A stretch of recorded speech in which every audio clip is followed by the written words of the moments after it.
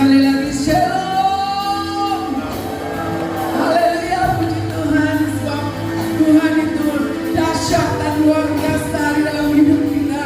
Dan tidak pernah berkesudahan kasih setia Tuhan. Haleluya.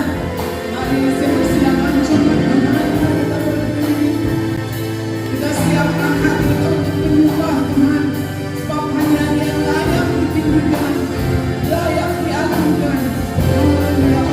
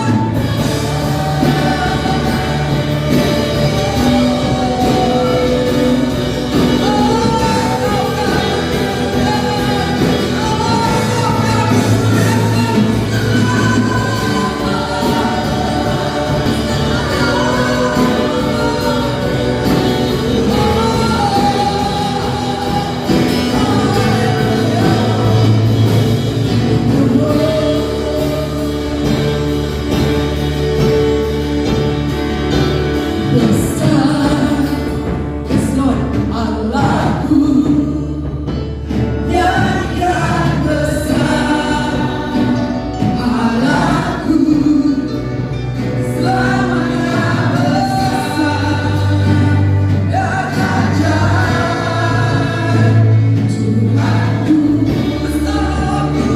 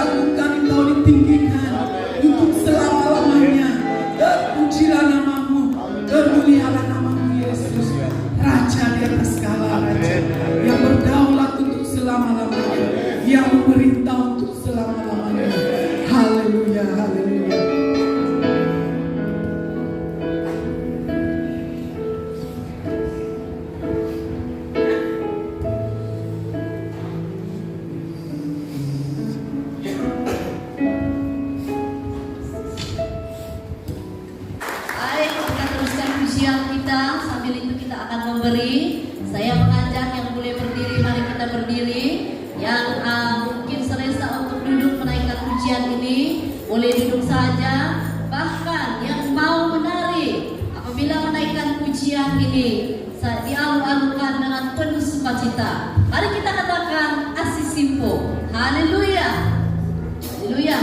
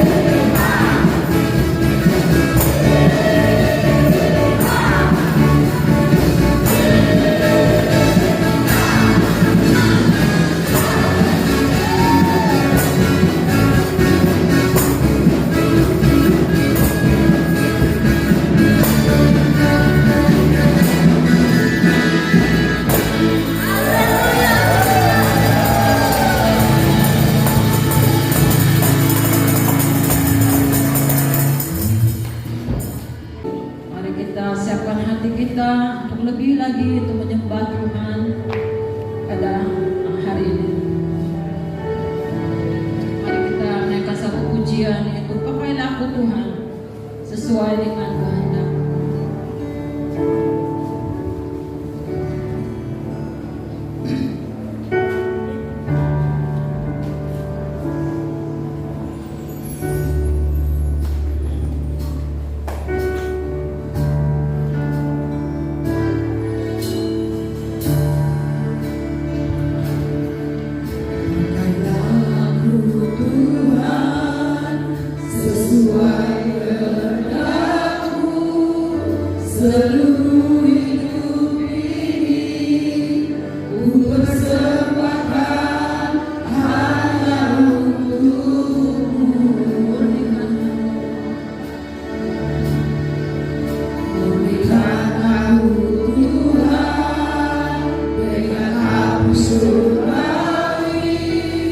Bentuk bencana ini sesuai kehendak-Mu.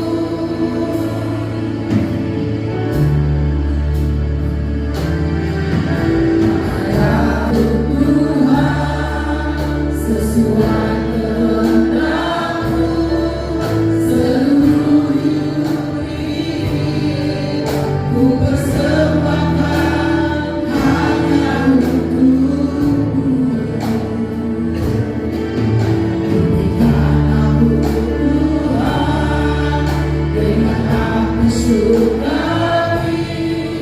bentuk bencana ini sesuai kehendak-Mu.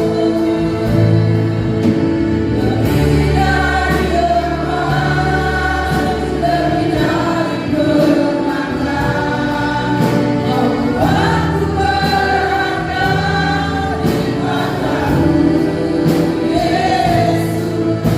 Anugerah mulia, panggilan surgawi, menjadi terang kasih-Mu sampai bumi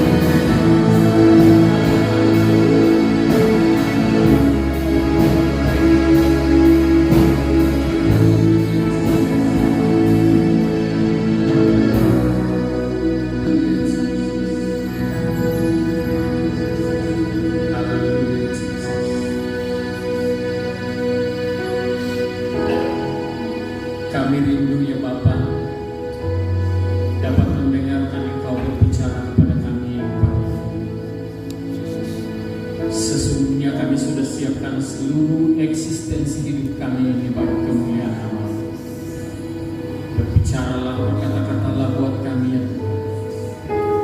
Karena ini waktunya, ini masanya ya Bapa. Firman-Mu diberitakan. Tidak ada satupun di antara kami yang merasa kekosongan lagi ya Bapa, karena akan diisi oleh kebenaran firman. Amin. Terima kasih Tuhan. Kami dedikasikan seluruh ruang waktu yang ada ini ya Bapa. Pribadi lepas pribadi, jiwa lepas jiwa yang sudah datang ini ya Bapa, akan dipuaskan, diteguhkan lewat kebenaran firman. Yes, Lord. Karena hanya di dalam nama Tuhan Yesus Kristus kami berseru kepada-Mu. Semua anak Tuhan yang percaya, mari kita sama-sama katakan amin. Jangan duduk. Kita masih berdiri. Baik, mari kita serukan. Ini selalunya orang mau bawa berseru kepada Tuhan ini 3 kali. Karena dalam Yeremia 33 berserulah kepadaku, kata Tuhan, maka kita perlu berseru. Dan kali ini seruan kita itu adalah kita serukan haleluya, haleluya sebanyak 3 kali, sekuat hati, all out, all out. Bersama dengan para pemusik dan juga para penari rebana, mari kita bunyikan rebana kamu nanti. Dan serukan ini sekuat hati kita di hadapan Tuhan, memuji, membesar, meninggikan nama Tuhan Yesus Kristus Allah kita. 1, kita akan serukan haleluya. 2, 3.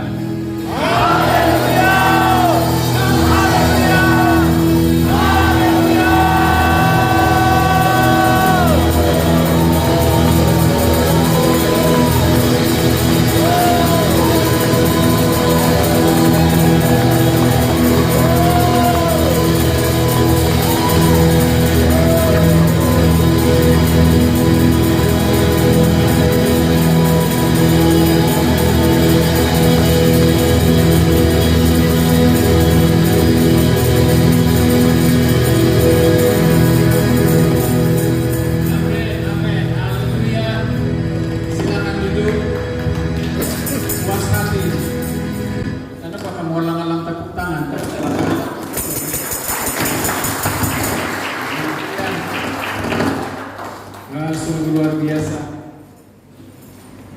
Terima kasih kepada semua yang terlibat dalam pelayanan. Haleluya.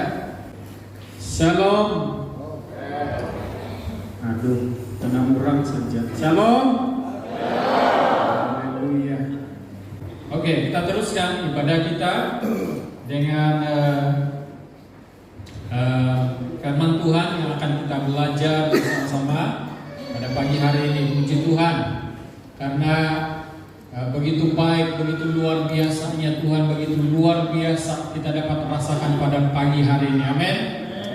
Haleluya. Kalau setiap hari kita dapat merasakan yang begitu, itu cukup untuk membawa kita, ataupun cukup untuk kita kenang sampai selama-lamanya. Seperti kesaksian pagi ini juga cukup luar biasa. Walaupun dia sederhana, simple, tapi bagi saya itu kesaksian yang penuh dengan isi.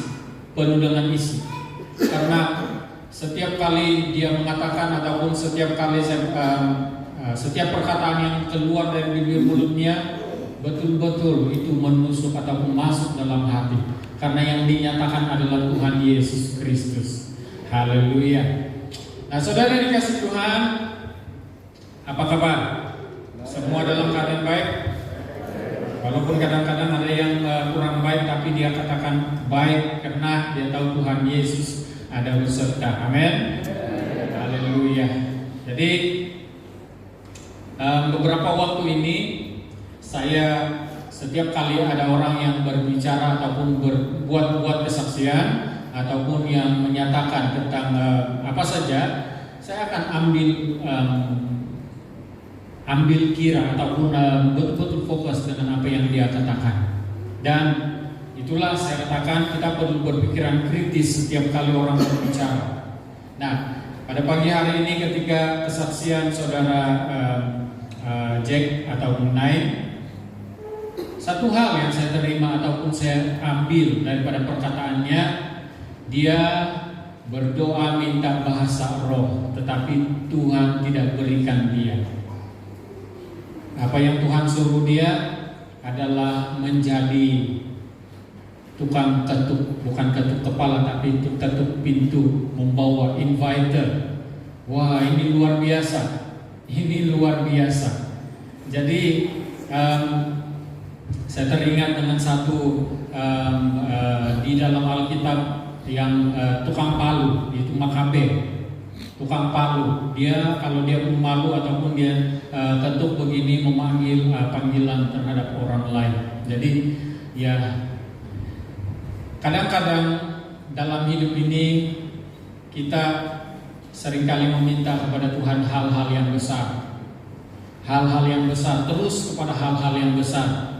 Tetapi kita tidak mau melalui proses dari awal, hal kecil dan seterusnya, sederhana dan seterusnya hal yang besar.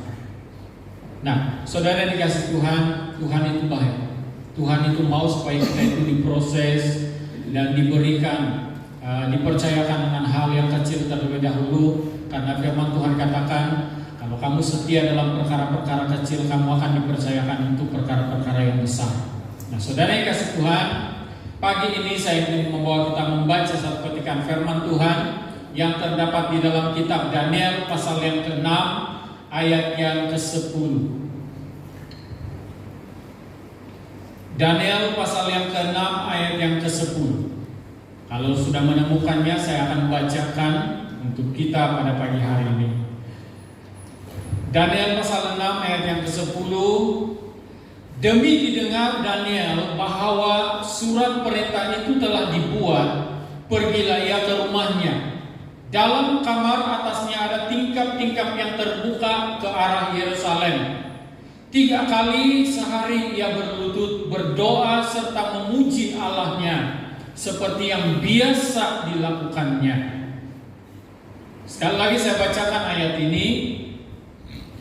Demi didengar Daniel bahwa surat perintah itu telah dibuat, pergilah ia ke rumahnya. Dalam kamar atasnya ada tingkap-tingkap yang terbuka ke arah Yerusalem. 3 kali sehari ia berlutut berdoa serta memuji Allahnya seperti yang biasa dilakukannya. Apa yang dia lakukan? Berlutut, berdoa, dan memuji Allahnya. Mari kita sebut sama-sama, berlutut, berdoa, memuji Allahnya. Nah, siapa Allah yang dia puji? Siapa Allah yang dia puja ataupun dia sembah? Yaitu Allah yang kita sembah pada hari ini di dalam nama Tuhan Yesus Kristus. Dan berapa kali dia berlutut memuji Allahnya? Berapa kali? Dalam sehari dia buat 3 kali. Orang bilang 3 times. Jadi itu yang dia lakukan. Dan perkataan yang terakhir di sana, seperti yang biasa dilakukannya. Mari kita sebut sama-sama. Seperti yang biasa dilakukannya. Nah, seperti yang biasa dilakukannya. Ada suatu perkataan yang saya kongsikan ini semalam di Melamam.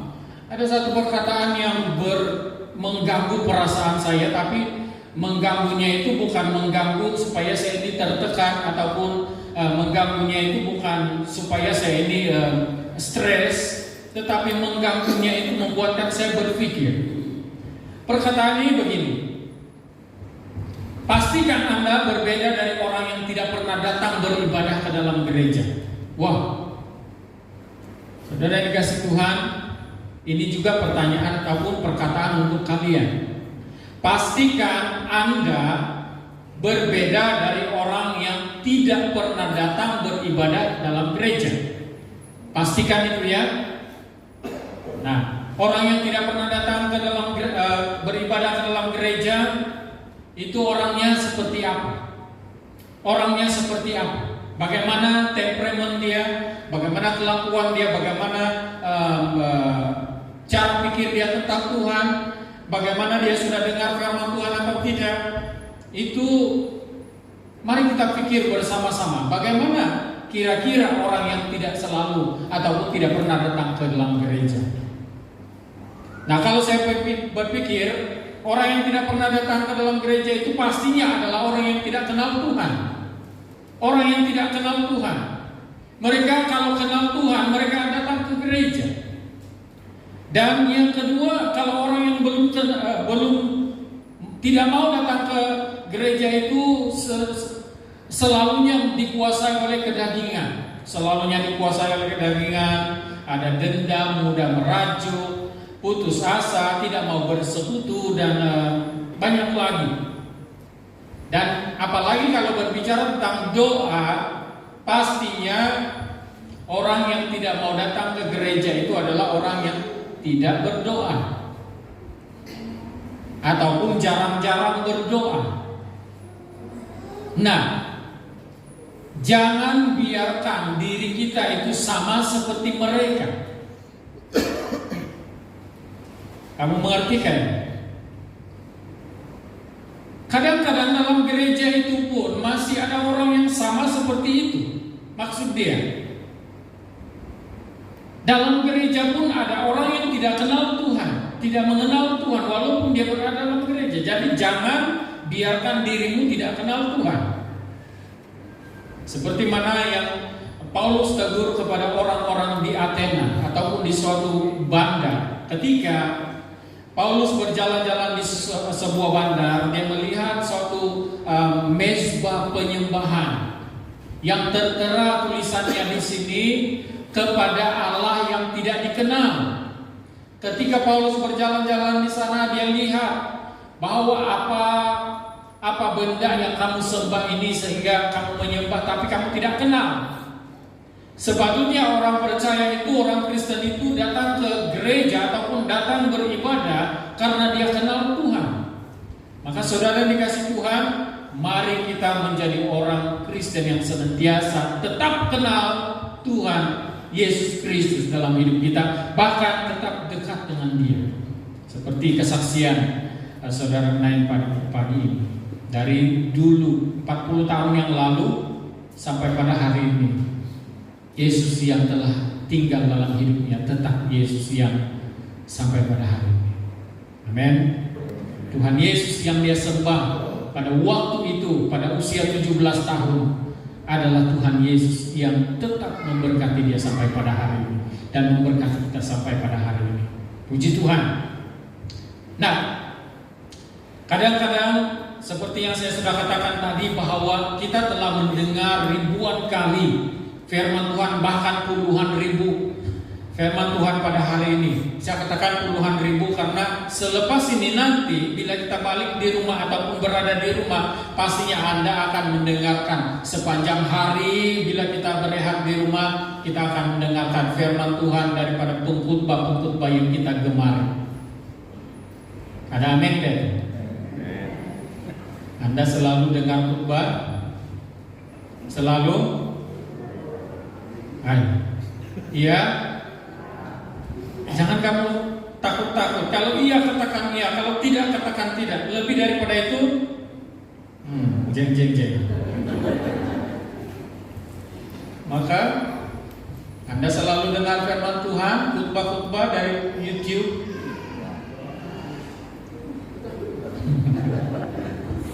Selalu dan tidak, itu jawaban yang tepat. Baik, tidak apa-apa. Kalau selalu puji Tuhan, kalau tidak selalu puji Tuhan juga, karena Anda hari ini mendengar firman Tuhan. Baik. Walaupun kadang-kadang kita ini selalu mendengar firman Tuhan dan selalu mendengar firman Tuhan sebenarnya, tetapi kadang-kadang orang Kristen itu sifatnya mengkritik. Betul bukan ini. Nah, kadang mengkritik, mudah merajuk. Kalau terkena dengan firman Tuhan, dia merajuk dan menolak firman Tuhan. Orang yang seperti itu tidak salah ataupun tidak beda dengan orang yang belum pernah mendengar firman Tuhan.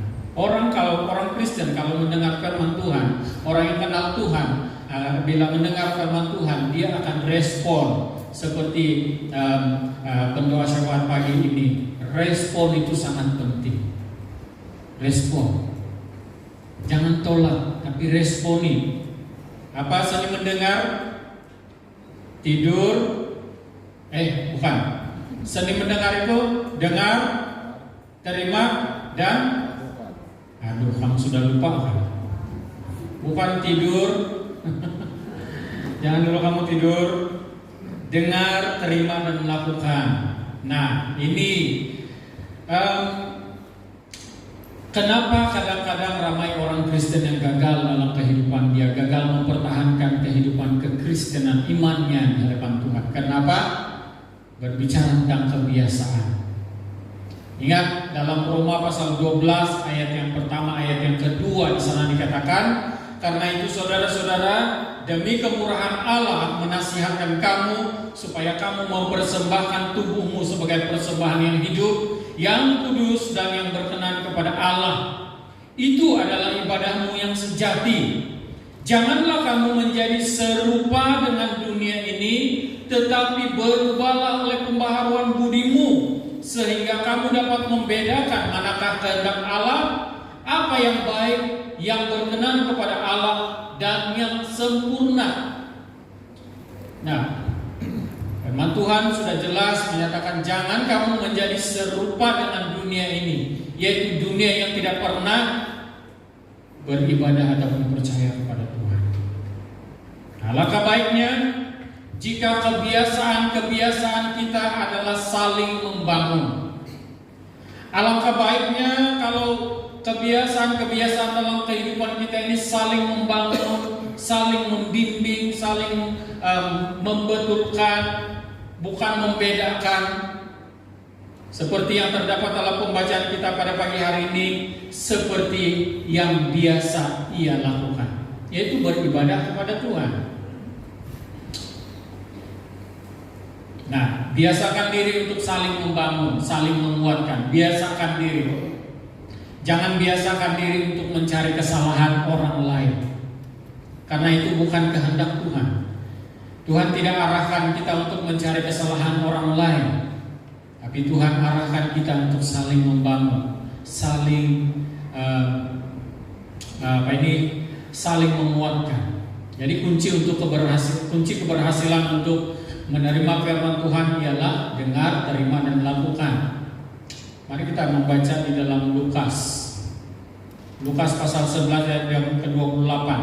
Tetapi ia berkata, Tuhan Yesus berkata, yang berbahagia ialah mereka yang mendengarkan firman Allah dan yang memeliharanya. Tuhan Yesus katakan orang yang mendengarkan firman Allah, firman Tuhan itu, dia adalah orang yang berbahagia. Dan bukan saja mendengarkan tetapi memelihara. Memelihara maksud dia menghidupi firman Tuhan itu, menjadikan dia gaya hidup dia, corak hidup dia, bahkan guide untuk hidup dia. Maka dia juga melakukan firman Tuhan itu. Itulah cara memelihara. Nah, saudara, tema yang akan saya sampaikan untuk kita pada pagi hari ini adalah doa adalah kekuatan dan kemenangan gereja. Doa adalah kekuatan dan kemenangan gereja. Gereja itu siapa? Gereja itu yang mana? Gereja itu bagaimana? Gereja itu adalah saya dan saudara. Pribadi-pribadi yang sudah ada di tempat ini, itulah gereja. Dan kita adalah gerejanya Tuhan, gereja rumah Allah. Kita adalah bait Allah.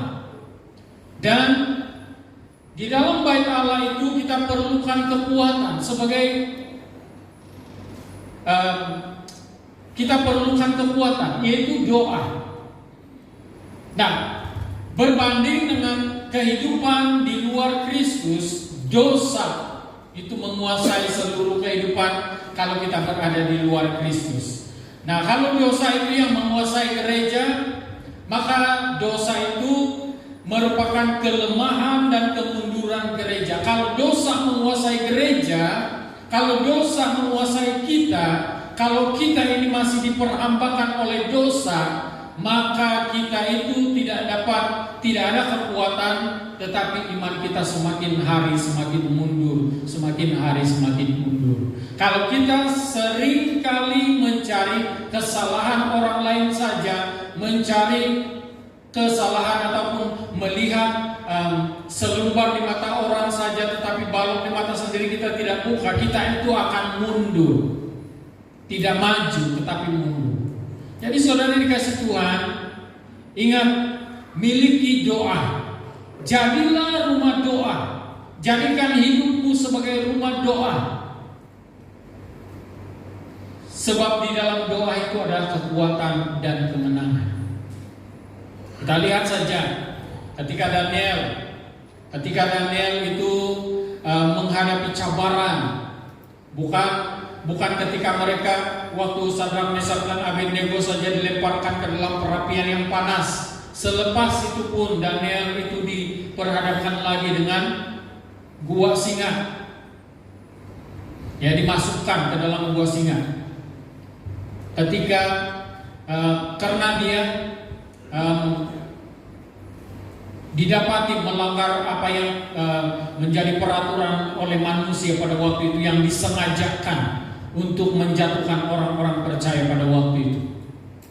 Tapi satu hal yang kita dapat melihat, apa yang Daniel buat, apa yang sudah menjadi kebiasaan Daniel.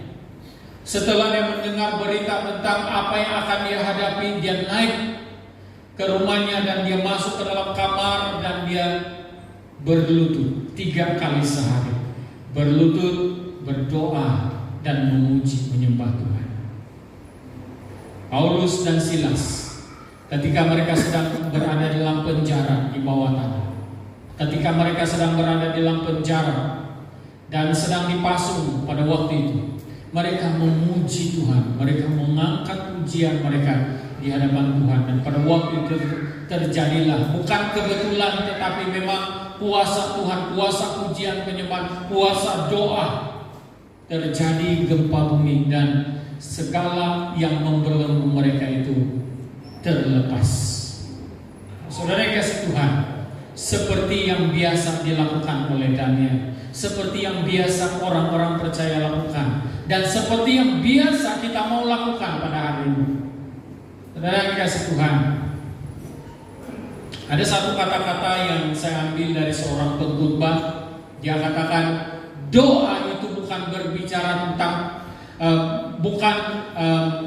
berbicara tentang perkataan yang keluar dari mulutmu, bukan enaknya perkataan yang keluar daripada mulutmu, tetapi doa itu adalah hubunganmu dengan Tuhan, hubungan kita dengan Tuhan. Itulah doa. Kalau kita berdoa ataupun selalunya orang ini lagi sibuk menyusun kata-kata yang sangat baik, yang kedengarannya indah, kedengarannya cantik, kedengarannya lunak dan sebagainya, lagi sibuk menyusun kata-kata doa. Itu baik sebenarnya.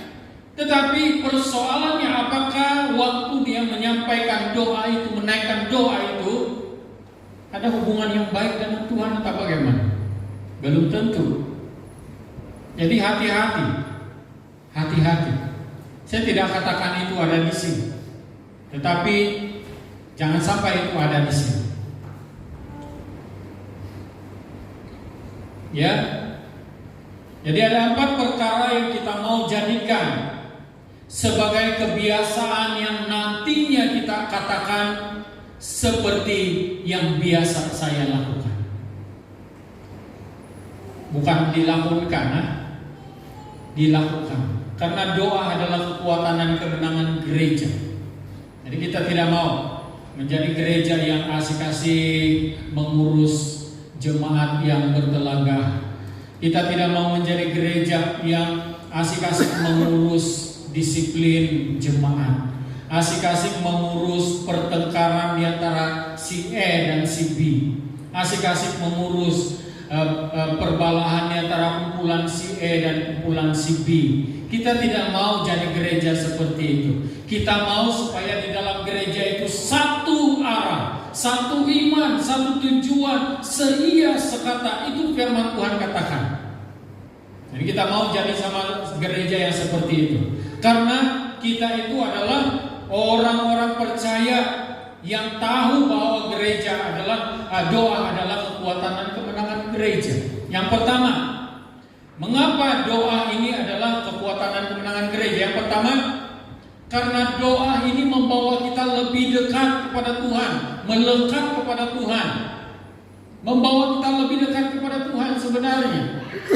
Karena yang kita berdoa itu pasti ya kita berbicara kepada Tuhan, tidak berbicara kepada mimbar ini, tidak berbicara kepada memperdengarkan kepada pastor ataupun penetua. Dan penetua pastor yang berdoa itu pun tidak memperdengarkan doa itu kepada jemaat. Pasti yang mendengar itu adalah Tuhan. Pasti yang diperdengarkan itu adalah Tuhan. Jadi hubungan yang baik itu dengan Tuhan. Itu yang berlaku ketika kita berdoa. Jadi doa itu membawa kita lebih dekat dan melekat pada Tuhan. Jadi orang yang jarang-jarang berdoa, orang-orang yang tidak mau berdoa, orang-orang yang tidak pandai berdoa ataupun tidak mau berdoa, ingat, berarti hubungan Anda dengan Tuhan itu jauh. Jadi jangan biarkan kita punya hubungan dengan Tuhan itu terlalu jauh. Mari kita mulai dalam kehidupan kita. Karena doa itu adalah kekuatan dan kemenangan kita. Kita mulai dalam kehidupan kita membiasakan diri untuk berdoa. Ketika orang melihat, kenapa kamu seringkali seperti kenapa kamu ini seringkali berdoa? Kita akan katakan kepada orang itu seperti yang biasa saya lakukan di hadapan Tuhan. Saya lakukan itu di hadapan Tuhan. Jadi saudara, doa itu membawa kita lebih dekat dan melekat pada Tuhan. Matius 11 ayat 28. Apa yang dikatakan di sana? Marilah kepadaku. Tuhan invite kita. Tuhan katakan, marilah kepadaku, semua yang letih lesu dan berbeban berat. Aku akan memberi kelegaan kepadamu. Berarti Tuhan mau supaya kita mendekat kepada Dia ataupun datang kepada Dia. Tuhan mau supaya kita ini lebih erat dengan Dia karena Tuhan mau memberikan sesuatu. Yeremia 33 ayat 3 juga berkata, berserulah kepadaku. Apa arti perkataan berseru? berdoa ataupun berseru itu juga boleh kita artikan dengan mendekat, mencari Tuhan. Karena yang kita serukan ataupun tempat kita berseru itu pastinya Tuhan. Kita tidak berseru kepada pokok-pokok yang besar. Kita tidak berseru kepada hal-hal yang luar biasa di luar sana. Tetapi kita berseru kepada Tuhan. Jadi berserulah kepadaku maka aku akan menjawab. Apa kata firman Tuhan? Aku akan menjawab. Jadi seruan kita itu tidak akan pernah sia-sia. Dan bukan itu saja, Tuhan juga katakan, dan akan memberitahukan kepadamu hal-hal yang besar. Wow. Dan yang tidak terpahami. Dunia tidak akan paham tentang apa yang Tuhan berikan ini. Tetapi bersyukurlah Anda pada hari ini, karena apabila Anda menyikapi firman Tuhan ini dengan baik, maka Anda akan menemukan hal-hal yang besar dan memahami hal-hal yang besar yang Tuhan berikan kepada kita. Doa membawa kita lebih dekat dan melekat kepada Tuhan. Dosa membuat kita menjauh dari Tuhan, dan dosa membuat kita itu berbeda dari orang lain. Tapi doa bukan membuatkan kita itu menjauh dari Tuhan, dan bukan membuat kita itu berbeda dari orang lain. Perbedaan itu memang ada. Perbedaan antara sesama kita ini memang ada. Saya berbeda dari kamu. Dari suku bangsa pun memang berbeda. Sikap pun berbeda. Pemahaman pun berbeda. Tetapi yang uniknya dalam keberbedaan kita ataupun perbedaan kita dalam gereja ini, kita disatukan di dalam kasih Tuhan. Amin. Kita disatukan dalam kasih Tuhan. Dan dalam kasih itulah kita dapat menyemarakkan api kemuliaan Tuhan. Dalam kasih itulah kita dapat menyatakan kuasa Tuhan di tempat ini. Tanpa kesatuan, kita tidak akan dapat melihat kemuliaan Tuhan. Yang kita akan dapat lihat adalah perbedaan-perbedaan. Saya tidak mau berkumpul dengan si anu hidungnya di atas. Saya tidak mau berkumpul dengan si anu 5 saja jari kaki dia. Saya tidak mau berkumpul dengan penetua-penetua ini lubang hidung dia 2 saja. Itu mencari perbedaan. Tetapi sekalipun kita ini berbeda dalam keadaan bentuk rupa, keadaan bentuk muka, bukan muka bumi, keadaan bentuk apa sekalipun, kalau kita lihat ataupun kita lihat siapapun ada di depan kita itu dengan kasih Tuhan, pasti itu akan membuahkan hasil yang luar biasa. Doa bukan membuatkan kita itu menjadi pengarah kepada Tuhan. Kadang-kadang kita ini menjadi pengarah kepada Tuhan. Jangan kita jadi pengarah kepada Tuhan. Karena Tuhan itu bukan untuk diarah, tetapi Tuhan itu untuk disembah, untuk diagungkan, tinggikan. Jangan kita pandai-pandai jadi pengarah kepada Tuhan. Tuhan, saya mau supaya kau ikat tali kasut saya di kali, macam Tuhan Yesus. Siapakah Anda sehingga Anda mau mengarahkan Tuhan? Tuhan, saya mau supaya kau kasih gelitik si penetua ini. Jangan. Anda bukan pengarah. Walaupun Tuhan katakan, aku tidak menyebutkan kamu lagi hamba-Ku, tetapi aku menyebutkan sahabat-sahabat-Ku. Itu bukan berarti kita boleh mengarah Tuhan dengan sesuka hati, tetapi kita menjadi sahabat dalam arti kata kita masih tunduk dan tetap tunduk kepada Tuhan sebagai Tuhan kita, sebagai Allah, sebagai Raja kita. Tetap menghormati Dia sebagai Allah kita, sebagai Raja dalam kehidupan kita. Walaupun Dia katakan kamu bukan lagi hamba-Ku, tetapi kamu adalah sahabat. Tidak berarti kita boleh buat Dia sesuka hati, sewenang-wenangnya. Mungkin pastor boleh diarahkan pergi ke sana kemari, tetapi Tuhan Yesus yang kita sembah, yang kita agungkan, tinggikan itu tidak sama seperti pastor. Dia adalah Raja di atas segala raja. Tetap tunduk, itulah keberhasilan kita di hadapan Tuhan dan kedekatan kita kepada Tuhan. Nah, Kalau berbicara tentang doa, saya tidak akan menerangkan lagi tentang doa. Tetapi saya mau, Tuhan mau supaya kita ini lebih dekat kepadanya, lebih erat kepadanya. Yang kedua, doa adalah kekuatan dan kemenangan gereja. Karena di dalam doa itu Tuhan sudah karuniakan kepada kita ataupun memberikan kepada kita kuasa. Di dalam doa Dia telah memberikan kita kuasa untuk mengusir segala kuasa kegelapan, roh jahat, iblis, dan untuk menyembuhkan penyakit, untuk melepaskan orang yang terbelenggu. Itu semua diberikan oleh Tuhan kepada kita. Tuhan sudah berikan kuasa. Dalam Injil Matius pasal yang ke-10 ayat yang pertama dikatakan di sana, Yesus memanggil ke-12 muridnya dan memberi kuasa kepada mereka untuk mengusir roh jahat dan untuk melenyapkan segala penyakit dan segala kelemahan.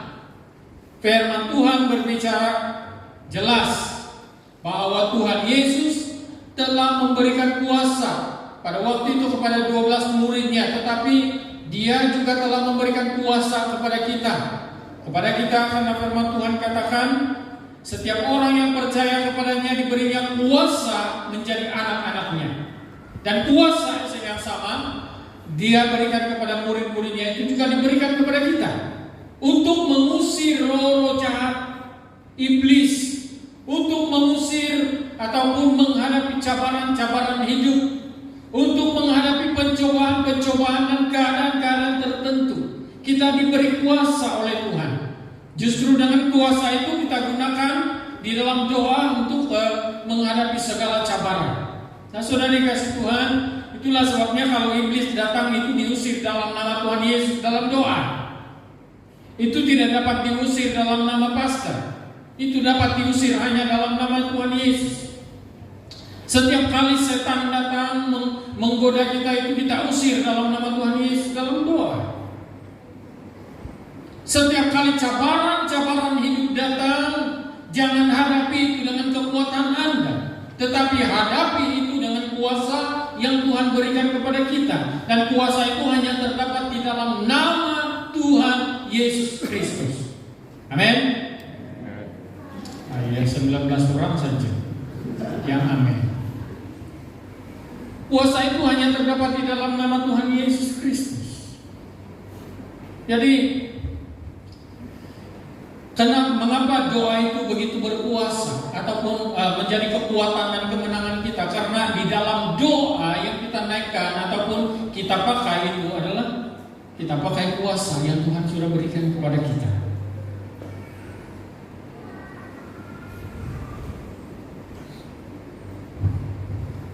Yang ketiga, doa adalah kekuatan dan kemenangan gereja. Dan ini perlu menjadi kebiasaan kita. Dan ini perlu menjadi sangat-sangat perlu menjadi kebiasaan kita. Apabila kita menghadapi cabaran pada masa akan datang, kita akan katakan seperti yang biasa kami lakukan, yaitu doa membawa kita kepada kesatuan yang benar. Di dalam doa kita dapat dibawa ataupun doa itu membawa kita ke dalam kesatuan yang benar. Jadi persekutuan doa, pertemuan ibadah itu sepatutnya membimbing kita, membawa kita kepada persekutuan ataupun kesatuan yang benar. Semalam ada kata-kata seorang penetua yang begitu berkesan dalam hati saya. Dia katakan, gereja itu ada untuk tempat kesatuan, bukan tempat perpecahan. Bila kita tinggal pergi ke dalam gereja atau dalam persekutuan, itu berarti kita berada di dalam kesatuan. Dan kita tidak jalan masing-masing, tetapi satu hati, satu arah, satu tujuan, yaitu memuliakan nama Tuhan Yesus Kristus, meninggikan nama Tuhan Yesus Kristus. Dan apabila Tuhan Yesus ditinggikan di dalam gereja, di dalam kesatuan, apa yang akan terjadi? Tuhan katakan, aku akan membawa ramai jiwa datang kepadaku, kata Tuhan. Jadi firman Tuhan sudah berbicara, Yohanes 12:32. Itu sangat jelas. Jadi doa itu membawa kita kepada kesatuan yang benar. Kalau kita biasa berdoa, kalau kita biasakan diri kita datang ke persekutuan-persekutuan, kalau kita biasakan diri kita bersekutu, bersatu di dalam doa, itu membuahkan atau menjadikan kita sebagai jemaat yang tinggal dalam kesatuan yang benar. Coba kalau sampai di gereja si pendoa syafaat ataupun yang memimpin doa syafaat katakan, kita berdoa bagi jemaat SIB bahagia, jemaat kita doakan. Lalu 2-3 orang tidak akan berdoa, tidak mau berdoa karena saya tidak mau berdoa jemaat SIB bahagia karena malas saya nampak di orang punya hidung lagi. Kalau ada orang begitu berarti tidak ada kesatuan, dan api doa itu tidak akan kemana, tidak akan menyala. Tetapi sekalipun bagaimanapun cabaran yang dihadapi dalam gereja itu, dalam jemaat ini, bila kita satu hati dalam doa, maka kita ada kesatuan yang benar di hadapan Tuhan. Dan bila kesatuan yang benar itu terjadi, percaya saja, kalau nanti mungkin 10 tahun akan datang, gereja ini akan ada balkon di atas sana. Amin. Sebab gereja ini tidak dapat dilebarkan ke kiri dan ke kanan, sebab jalan raya ada, tapi itu nanti akan penuh. Bila kiri dan kanan ini sudah penuh, mau letak di mana lagi, mau pergi ke sana, itu gelanggang bola tampar. Yang akan terjadi itu kita buat balkon di atas. Kamu dapat bayangkan? Kehadiran kita pada waktu itu cukup ramai. Mungkin saya sudah tidak ada waktu itu, sudah diangkat Tuhan. Tapi generasi yang ada pada hari ini, mereka akan melihat betul kata si pastor baru sudah cakap dulu 4 hari bulan berapa? 4 hari bulan 9 2022, pastor baru sudah katakan ada balkon di sini. Dan betul ada balkon 2 tingkat. Kamu aminkan kan itu? Haleluya. Besar imanmu, jadilah sesuai dengan kehendak Tuhan. Haleluya. Yang keempat, doa adalah kekuatan dan kemenangan gereja. Karena di dalam doa yang dinaikkan ataupun doa orang-orang benar sangat besar kuasanya, kata firman Tuhan. Karena doa ini menjana pertumbuhan pelayanan dan perkembangan gereja. Baru-baru ini kami diedarkan dengan sebuah buku yang bertajuk Teologi On. Saya tidak tahu kalau ada di antara kita yang sudah membaca, tapi saya terus fokus kepada bahagian doa. Surat 61, 62. Di sana berbicara tentang bagaimana gereja di Korea bertumbuh. Itu dimulai dengan ada orang yang berdoa. Ada orang yang berdoa. Dan orang itu berdoa bukan terus 100 orang. Dia berdoa sendirian. Ada orang yang meresponi apa yang Tuhan katakan, apa yang Tuhan kehendaki. Respon ini sangat penting, seperti pendoa Cikgu Helen sudah cakap sebentar tadi, sangat-sangat penting. Respon ini sangat penting. Kalau di sini, di tempat ini tidak ada yang meresponi apa yang Tuhan kehendaki, saya takut, sangat-sangat takut. Luar biasa. Berkat ini akan beralih ke tempat lain.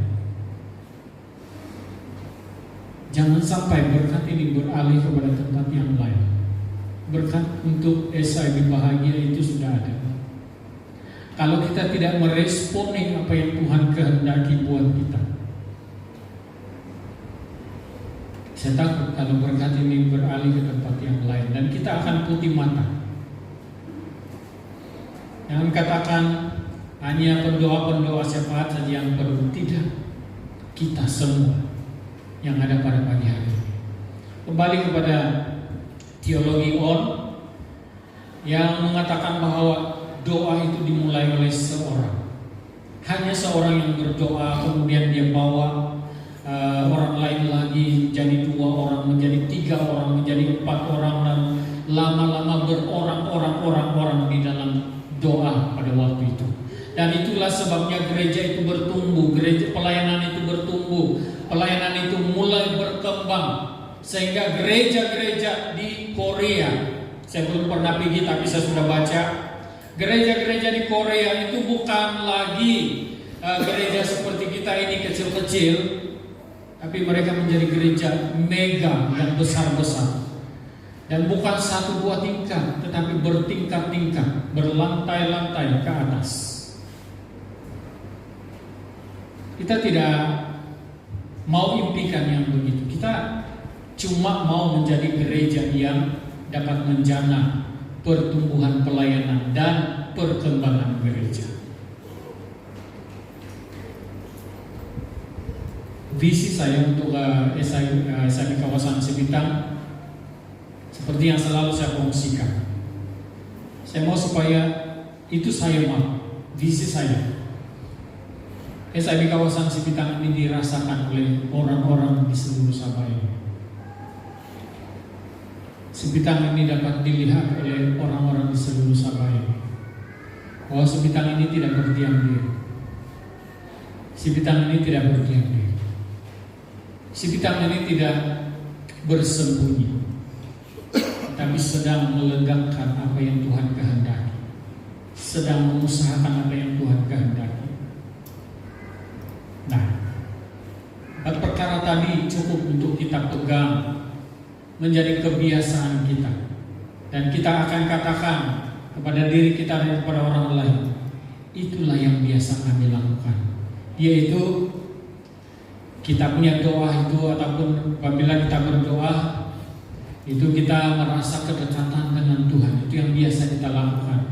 Dan yang kedua yang biasa kita lakukan adalah memakai kuasa yang Tuhan berikan kepada kita di dalam doa. Yang ketiga, kebiasaan yang kita lakukan ialah di dalam doa itu kita membawa kepada kesatuan gereja, kesatuan yang benar. Dan yang keempat, doa itu menjana pertumbuhan pelayanan dan perkembangan gereja. Doa itu adalah kekuatan dan kemenangan. Karena doa orang benar, kata firman Tuhan, sangat besar kuasanya. Orang benar itu siapa? Saya dan saudara, orang yang kenal Tuhan. Bukan mereka, bukan di orang yang tidak kenal Tuhan, tetapi saya dan saudara itu orang benar. Tapi kita kena usaha. Kita semua kena usaha. Jangan tunggu ataupun jangan mengharapkan doa orang lain. Memang kita tahu bahwa orang lain tengah berdoa untuk kita. Saya sempat menjadi cemburu ketika Cikgu Helen katakan tadi. Tapi saya tahu, memang saya percaya, dan saya salut dengan orang-orang di luar negara yang berdoa untuk negara Malaysia. Jadi kita tidak boleh hanya tunggu saja jawaban doa mereka. Itu maksud pendoa syafaat tadi. Kita tidak boleh tunggu jawaban doa orang lain kepada kita. Kita kena respon, berdoa sendiri untuk negeri kita, untuk jemaat kita. Kau harus berdoa dan mengalami kekuatan dan kemenangan pada hari ini. Kita ingat perempuan yang menderita pendarahan selama 12 tahun. Saya percaya ketika dia dalam perjalanan hidupnya selama 12 tahun dia menderita pendarahan, dia sudah habiskan hartanya untuk mencari pengobatan. tetapi dia tidak temukan yang dapat menyembuhkan. Dan ketika dia bersama-sama dengan orang banyak, ketika Tuhan Yesus melewati tempat itu, pastinya dia menghadapi kesukaran yang luar biasa. Dan pastinya di sekitar Tuhan Yesus itu, orang-orang yang berasak-asak ketika mau bertemu muka dengan Tuhan Yesus pada waktu itu, terjadi sesuatu yang di luar kawalan, luar biasa di sana. Dan saya percaya orang-orang yang berasak-asak itu seperti berasak-asak berebut naik bus, ketika dia ditolak, ketika dia dipinggirkan ataupun ada yang disinggung dan sebagainya, dia sempat marah. Mungkin ada yang diasap ketika dia sudah mulai bersemuka dengan Tuhan Yesus, ada yang disingkirkan begitu, wah tumbuk ini, nah, begitu mungkin. Nah, kalau kita lihat di kaca-kaca TV, YB ataupun menteri-menteri yang berjalan itu, orang-orang berasak-asak hanya untuk minta disalam. Minta disalam saja. Itu pun kalau pengawalnya sudah kasih begini, dia marah. Tetapi dia marah. Begitu juga dengan ketika Tuhan Yesus sedang berjalan dan orang berasak-asak berkerumun di sana. Karena hanya mau melihat muka Tuhan Yesus, hanya mau bertemu dengan Tuhan Yesus, mungkin mau berjabat tangan dan minta jawaban ataupun doa Tuhan Yesus pada waktu itu. Tapi berlainan dengan perempuan yang menderita pendarahan selama 12 tahun ini. Karena berasak-asak, maka dia pergi ke satu keputusan yang begitu kecil, tetapi membawa impak yang besar. Asal jamah saja hujung jubah Tuhan Yesus, aku pasti sembuh. Dia katakan hujung jubah berarti tempat yang paling akhir. Hujung jubah berarti tempat yang tidak pernah dapat dipikir oleh orang lain. Di situ ada kuasa. Hujung jubah merupakan tempat yang orang lain tidak akan buat. Tetapi perempuan ini dengan iman dia katakan, asal ku jamah saja ujung jubah Tuhan Yesus, aku pasti sembuh. Dan dia lakukan. Dia tidak katakan, excuse me, tolong jamah ujung jubah Tuhan Yesus untuk saya. Dia tidak lakukan, dia tidak katakan itu. Tetapi dia berusaha, walaupun mungkin kepala dia diseke begini dan kadang-kadang mungkin orang menolak dia, tapi dia menjamah ujung jubah Tuhan Yesus. Dan akhirnya pada waktu itu Tuhan Yesus merasakan ada kuasa yang keluar dari dirinya. Siapa yang menjamah aku sebentar tadi, karena saya merasa ada kuasa keluar, dia katakan. Perempuan ini berdiri dan dia menghadap Tuhan. Saudara dikasih Tuhan, kadang-kadang kita ini sama seperti orang-orang ramai yang berasak-asak mau berjumpa dengan Tuhan Yesus, mau hal-hal yang besar, berasak-asak sehingga kita tidak mempedulikan lagi perasaan orang lain. Padahal itu satu gereja. Kita nafikan orang lain, kamu itu kamu, kami. Ini jalan kami, kamu berebut-rebut. Tapi ingat, Anda tidak akan berhasil dalam situasi itu. Bila Anda melakukan perkara yang dilakukan oleh perempuan yang menderita pendarahan 12 tahun, pergi kepada hal yang paling kecil. Mulai merendahkan diri, mulai merendahkan hati, mulai melakukan apa yang Tuhan kehendaki di peringkat yang paling kecil. Seperti kesaksian. Sekali lagi saya angkat kesaksian ini. Berdoa meminta karunia. Tapi Tuhan bilang karunia adalah pergi inviting orang lain. Pergi ketuk pintu. Dan Tuhan Yesus berikan dia keberanian untuk mengetuk pintu orang-orang yang sangat digeruni. Dan itu berlaku, berhasil. Nah itulah yang dilakukan oleh perempuan yang sakit pendarahan. Saudara kasih Tuhan, mari kita lihat kembali diri kita sendiri pada hari ini. Kalau kita mau melihat hal-hal yang besar, yang Tuhan mau lakukan dalam kehidupan kita, dalam gereja kita. Mari kita mulai itu dari hal yang kecil yang ada pada hari ini. Karena doa adalah kekuatan dan kemenangan gereja. Kita tidak mau menjadi gereja yang kalah terus. Kita tidak mau menjadi gereja yang terus-menerus kalah. Tapi kita menjadi yang terkuat. Karena ada doa yang kita naikkan kepada Tuhan Yesus Kristus. Mungkin Anda secara pribadi mengalami situasi ini. Mungkin Anda mengalami situasi di mana Anda ditolak ke sana kemari. Tidak ada harapan, tidak ada tempat untuk bergantung sepenuhnya dalam kehidupan. Tetapi bila Anda pada hari ini memutuskan hanya untuk berteduh di hadapan Tuhan, Tuhan akan melihatmu, Tuhan akan memberi jawaban bagimu, Tuhan akan merangkul Anda, Tuhan akan mengangkat Anda, Tuhan akan membawa Anda ke tempat yang Tuhan telah tetapkan untuk Anda pada hari ini, yaitu di dalam kehidupan orang percaya. Saudara dikasih Tuhan, mari kita berdiri bersama-sama. Sangat penting untuk meresponi firman Tuhan. Mari kita hidup membiasakan diri kita untuk mencari wajah Tuhan.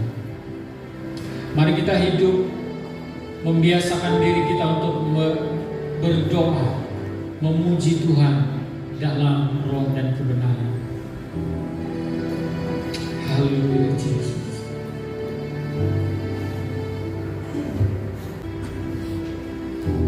Mari saudara yang dikasih Tuhan mulai berdoa. Katakan kepada Tuhan pada hari ini, saya menyerahkan seluruh hidup saya ke dalam tangan-Mu. Dan saya rela untuk menjadi alat Tuhan. Karena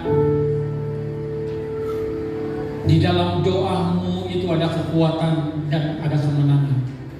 Bila Anda berbicara ataupun berkata-kata kepada Tuhan, berarti Anda sedang menikmati kekuatan dan kemenangan yang sesungguhnya di dalam Tuhan.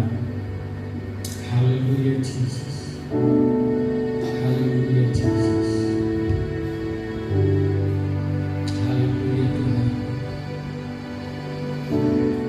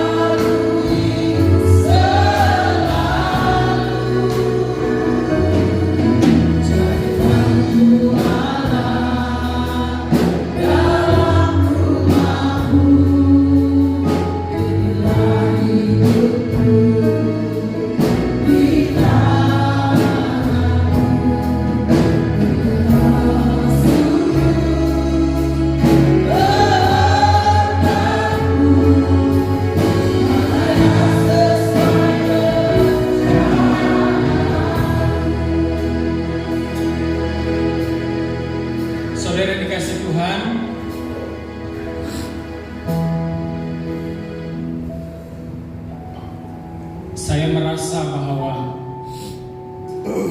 ada pribadi-pribadi yang mau memperbaharui komitmennya pada hari ini. Dan saya percaya bahwa orang-orang ini ada di tempat ini. Anda sangat beruntung karena ini waktu yang paling tepat untuk Anda.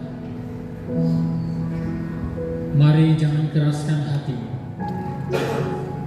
Datang kepada Tuhan dan lakukan apa yang Tuhan mau supaya kau lakukan. Seperti mana yang diungkapkan dalam pujian penyembahan ini. Relakan dirimu untuk dipakai bentuk oleh Tuhan sendiri. Haleluya Jesus.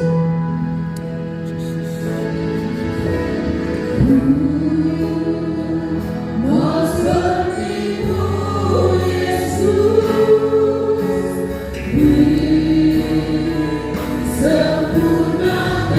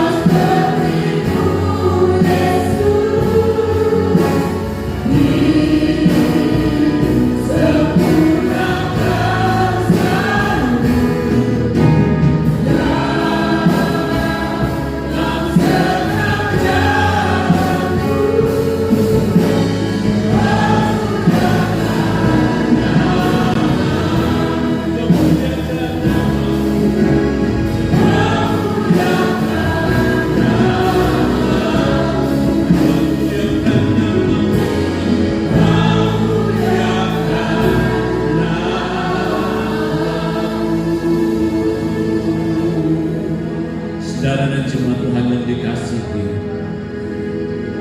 ada satu hal yang sangat mengganggu di hati saya, dan ini terlalu keras ataupun terlalu berat. Tetapi Tuhan mengingatkan tentang ledakan doa.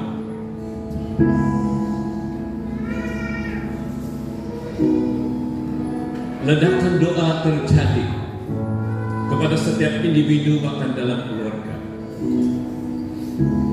Dan setiap kita yang merindukan ini terjadi.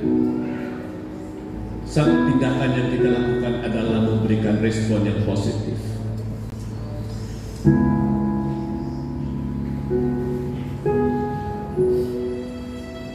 Respon positif itu adalah tindakan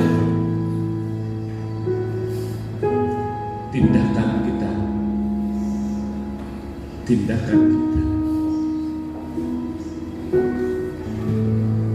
Dan saya pasti bahwa setiap kita merindukan ledakan doa bagi keluargamu, bagi keluarga besar, bagi jemaat kita.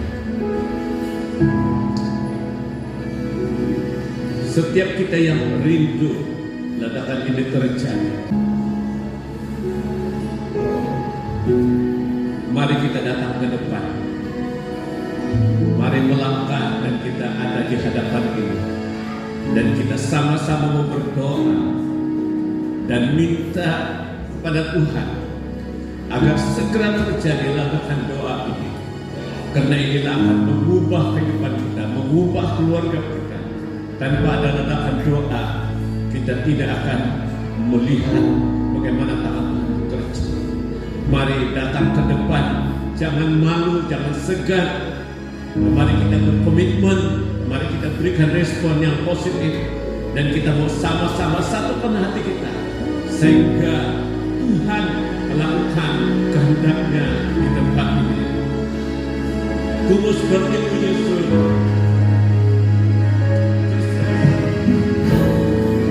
Terjadi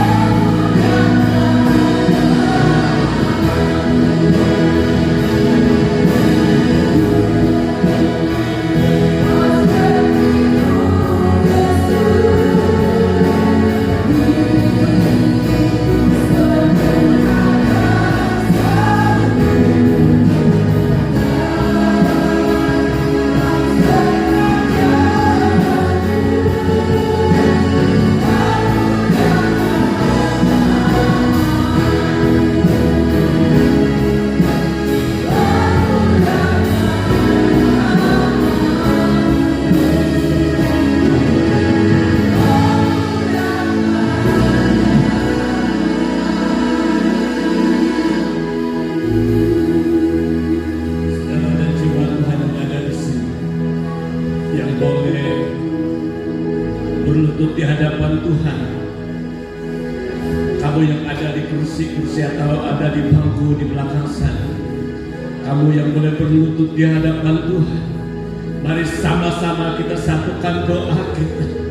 Kita serukan kepada Tuhan, biar api ledakan doa terjadi, terus terjadi kepada kita semua yang ada di tempat ini, kepada anak-anak keluarga jemaat Tuhan, karena kita percaya ledakan doa ini akan mengubah bangsa, akan mengubah gereja-gereja Tuhan yang hari ini adalah rutinitas saja. Mari berseru kepada Tuhan. Tuhan, kami rindu Tuhan, ledakan doa terjadi, Tuhan berdoa, Engkau bebaskan Tuhan, aminkan Tuhan, dan kami Tuhan yang berdoa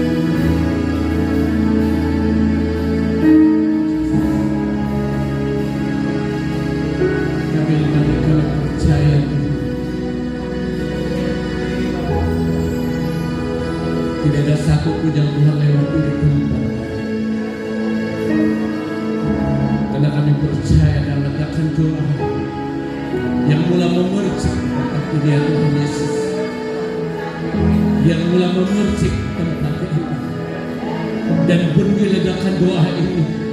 Tuhan sudah taruh di dalam hati dari anak-anak kecil, dari anak-anak kecil, dari anak-anak kecil, kan mengalir dan mengalirkan terus menerus. Haleluya, terima kasih. Haleluya, terima kasih. Kami bersyukur, kami bersyukur, kami berterima kasih Tuhan Yesus.